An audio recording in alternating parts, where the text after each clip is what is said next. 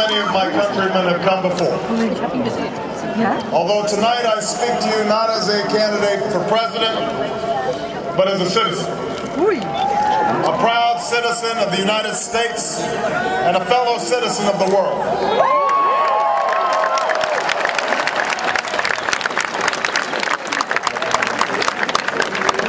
I know that I don't look like the Americans who previously spoke in this race. The journey that led me here is improbable.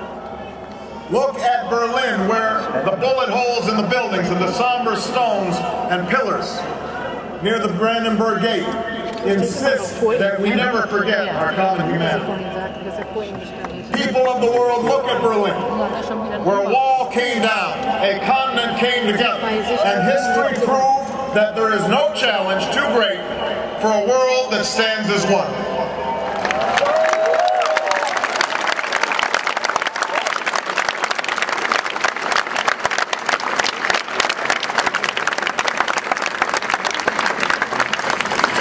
60 years after the airlift, we are called upon again. History has led us to a new crossroad, with new promise and new peril. When you, the German people, tore down that wall, a wall that divided East and West, freedom and tyranny, fear and hope, walls came tumbling down around the world. From Kiev to Cape Town, prison camps were closed and the doors of democracy were opened. Markets opened too, and the spread of information and technology reduced barriers to opportunity and prosperity. While the 20th century taught us that we share a common destiny, the 21st century has revealed a world more intertwined than any time in human history. History reminds us that walls can be torn down, but the task is never easy. True partnership and true progress requires constant work and sustained sacrifice. They require sharing the burdens of development and diplomacy, of peace and progress. They require allies who will listen to each other, learn from each other, and most of all, trust each other.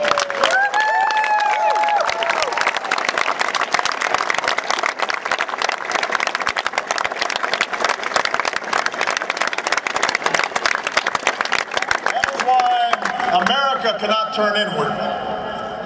That is why Europe cannot turn inward. America has no better partner than Europe. Now is the time to build bridges across the globe as strong as the one that binds us across the Atlantic. Now is the time to join together through constant cooperation and strong institutions and shared sacrifice and a global commitment to progress to meet the challenges of the 21st century. It was this spirit that led airlift planes to appear in the sky above our heads and people to assemble where we stand today. This is the moment when our nations and all nations must summon that spirit anew. Let us resolve that all nations, including my own, will act with the same seriousness and purpose as has your nation and reduce the carbon we send into our atmosphere.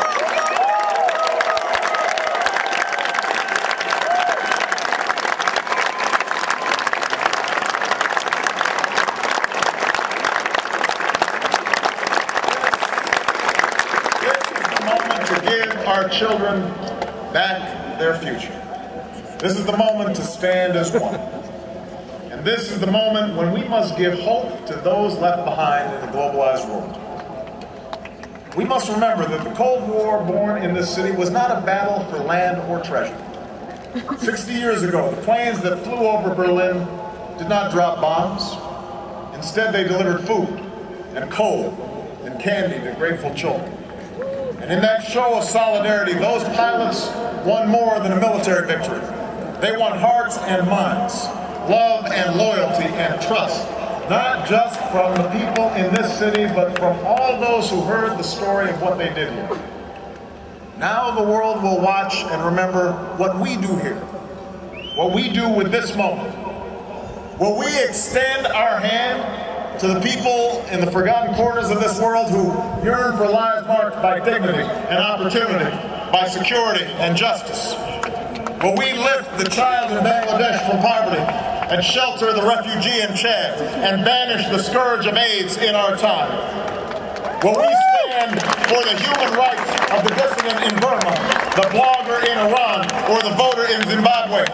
Will we give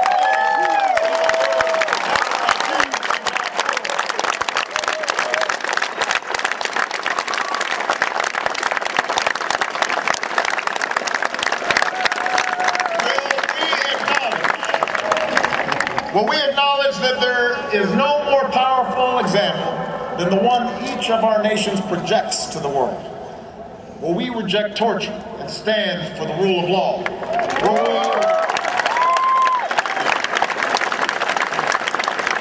We've made our share of mistakes. There are times when our actions around the world have not lived up to our best intentions.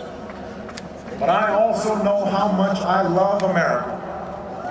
I know that for more than 2 centuries, we have strived at great cost and great sacrifice to form a more perfect union, to seek with other nations a more hopeful world. Our allegiance has never been to any particular tribe or kingdom. Indeed, every language is spoken in our country. Every culture has left its imprint on ours. Every point of view is expressed in our public squares.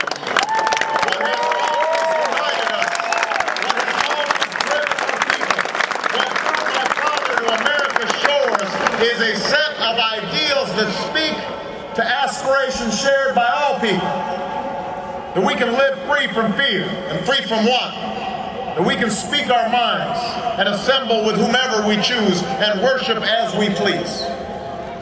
These are the aspirations that join the fates of all nations in this city. These aspirations are bigger than anything that drives us apart.